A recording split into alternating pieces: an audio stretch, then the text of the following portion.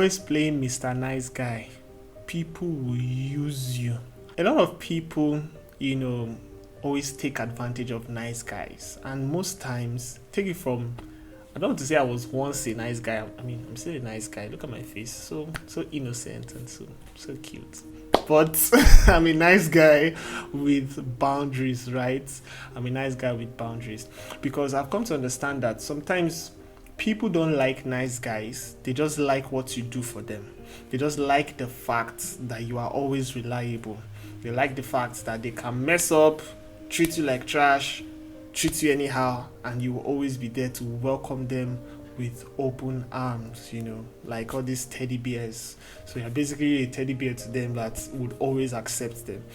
But it doesn't have to be that way. You have a life, you have a purpose, you have a calling on your life greater than, you think.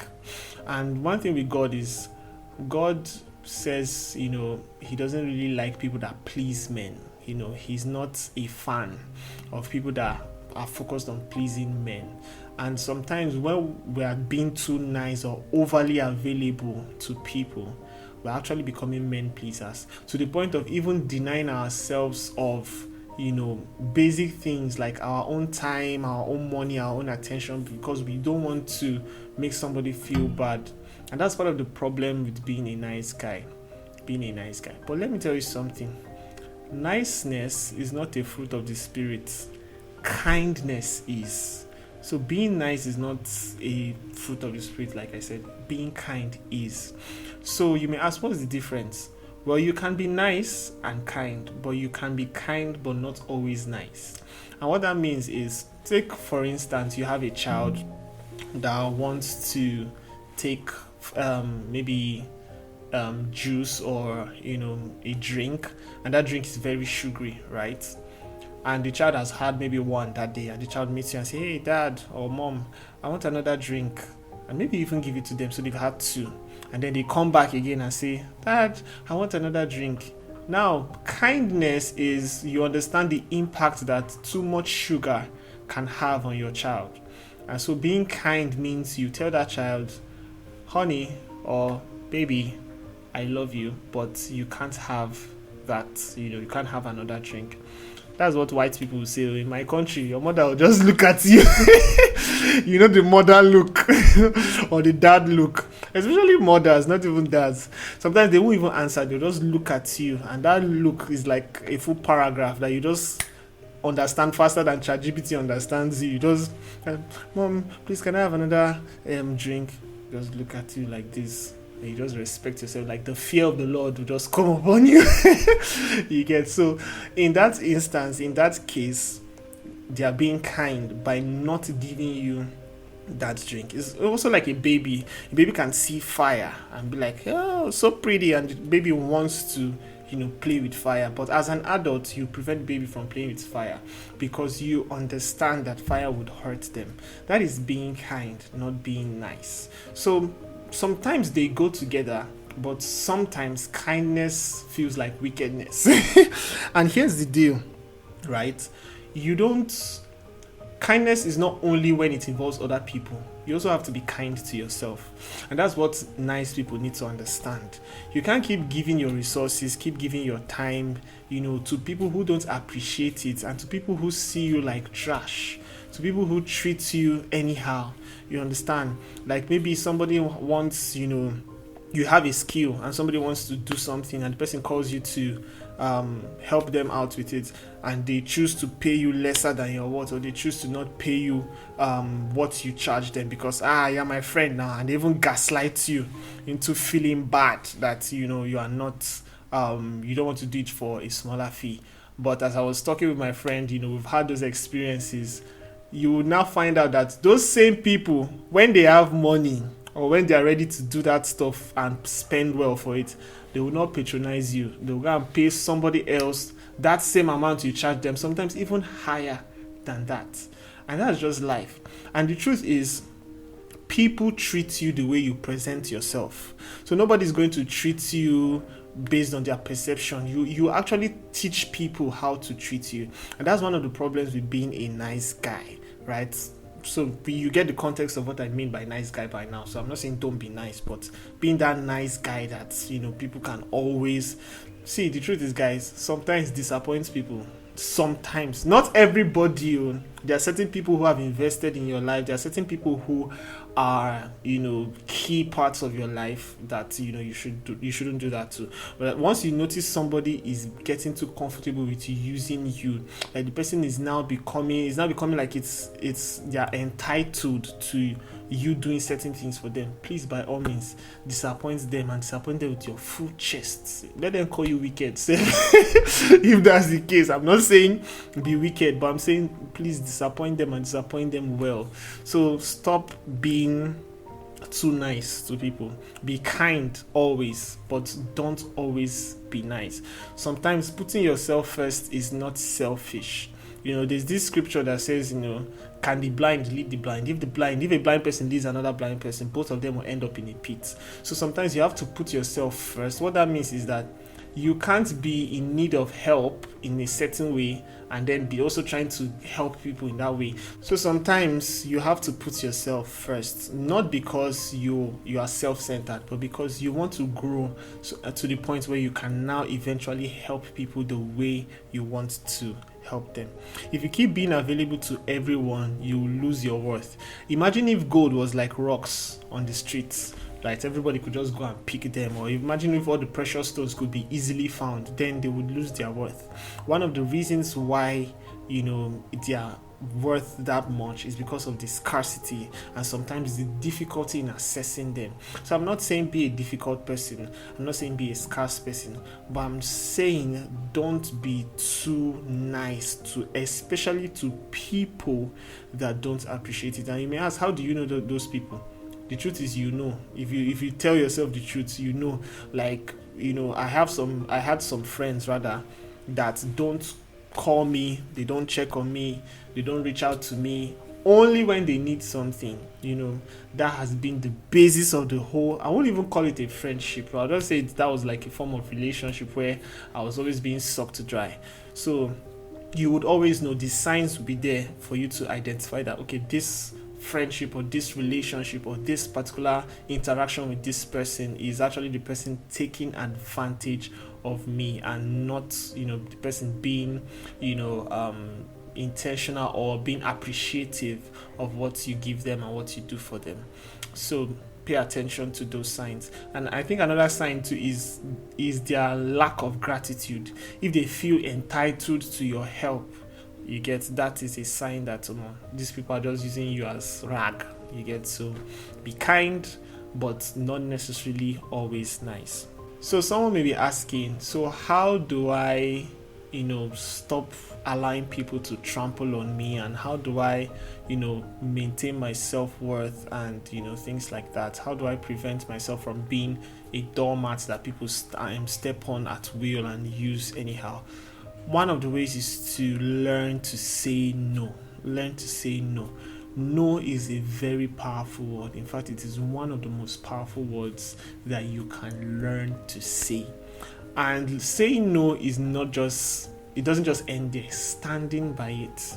So when you notice that somebody, is taking advantage of you, you have to learn to say no. So when next the person asks for something, and by the way, you don't have to be rude or arrogant, because that's where some people miss it. They think, you have to be rude, you have to be arrogant, you have to, just be a jerk or something when you're saying it. No, you can smile. Have you seen somebody that says no with a smile? That's the one that is even pain past. That's like the painful, the painful no. If you're on the receiving end, and hey, I'm not saying cause pain to people, please, but I'm just trying to say, you can say no in a very nice way. The way people respond to formal messages from the office and other stuff. Dear HR, while I appreciate, and you're typing, while I appreciate your sincere concern and the opportunity to invite me for the dinner, however, I have to politely and kindly decline for certain reasons. You understand? So that's you saying no, but just put plenty English inside there.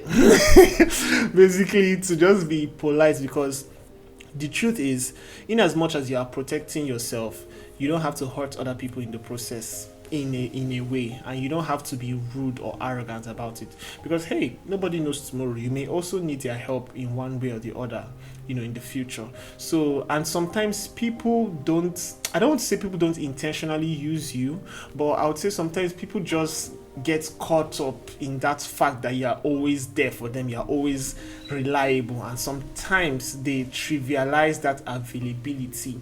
Don't be rude, don't be arrogant, because you may also need their help in the future. You never can tell. Life is just this one unpredictable journey, you understand? And that's important because you never can tell how the future is going to be.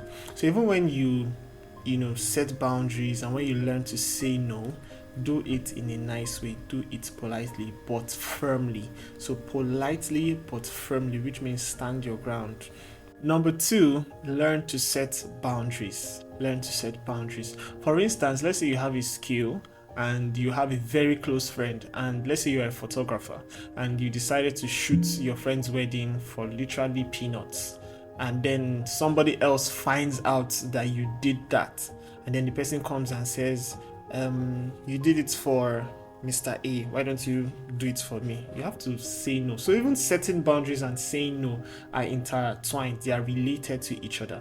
So you have to set boundaries in the way people talk to you, in the way you carry yourself, in the places you go to, literally every aspect to what you're trying to achieve by setting those boundaries, right, is to have people have a certain perception of you. You don't want someone to have a perception of you that is wrong, or that can encourage them to act a certain way towards you. So maybe when you're with your friends, the way you behave should be different from when you're in a public setting, for instance. You don't want to come off, and even in the way you speak, if you are a skilled person, you have a skill, or you have a you are doing something, you don't want to sound in a way that maybe you are cheap. Like for instance, when you are negotiating with a client, you are sounding as if the client is doing you a favor by hiring you, whereas both of you are doing each other a favor.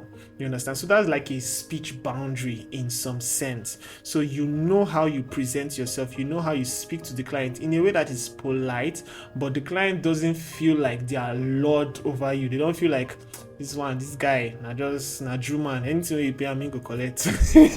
You understand? So if you're not Nigerian, what that means is like, this guy is basically, I don't know what's the English word for Jew man now. But this guy, whatever you pay him, he's going to collect. Like, he's not wise, he's not smart, things like that. So that's just one of the ways you can set boundaries. You have to set boundaries in every area applicable, and that would inform how people would even approach you in the first place. People would relate with you based on how you carry yourself and based on the certain boundaries that you set for yourself in that sense. Okay, so point number 3, know who your true friends are. Don't just assume everybody's your friend. Some people are only there because of what they can gain from you. Some people are only close because of the advantages, because they want to take advantage of you. Sounds evil, sounds wicked, but that's just how the world is. So you actually have to discern those who are truly your friends. The truth is, every friendship should be beneficial to both parties. If you're noticing that the friendship is one-sided, you're always the one giving, you're always the one there, you're always the one making sacrifices, you're always the one sending money, or you're always giving of yourself, then that friendship is, in my opinion, I'll say that's a toxic friendship. And you may say, okay, what if you need them for certain things? Yeah, I'm not saying stop being friends with them, but just set boundaries, know how to relate with them. It's not everybody that you block, it's not everybody that you delete their number. There are certain people too that may be gatekeepers. There are certain people that may play a vital role in your life's future. Like Apostle Selman will say, there are some people that they are keys to your destiny. Just paraphrasing, like they have an important role to play, and they may not treat you the best way, but stay there. You get? I'm not saying stay in an abusive relationship or an abusive friendship. Please understand the context and know how to balance it out. That's what I'm trying to say. But when you know people, and how they act, you would better relate with them, in certain ways. Like there are some people now, when I see their phone call, I know they're asking for something, so I don't even pick. You get like 99.9% of the time they call you is because they need something. You get, so once I see that call, I know that they have come again. They have come again. They have come again. These friends, they have come again. You get, so I just know, and that's because I've studied them. I've known them, that this is how they are. This is their temperament. This is how they relate with me. They only see me as, people, that someone that they just use. And you may say, yeah, you may not actually call them friends. You're calling them a friend is just being generous. You understand? Just for friends' sake, for calling them friends, sake, if there's anything like that. So, guys, that's it. You are not called to be a Mr. Nice Guy. You are called to be a kind person. Even Jesus dealt with the Pharisees. That was not nice. When he took koboko and entered the temple, when he took a whip, that's what koboko is, and entered into the temple, that was not nice, but that was kind, because they were misusing the temple. They were, abusing God's love or God's mercy by doing certain things in the temple that they were not supposed to do. So that was not nice. That was kind. To know the difference, you are called to be a kind person, not a nice person. And lastly, pray.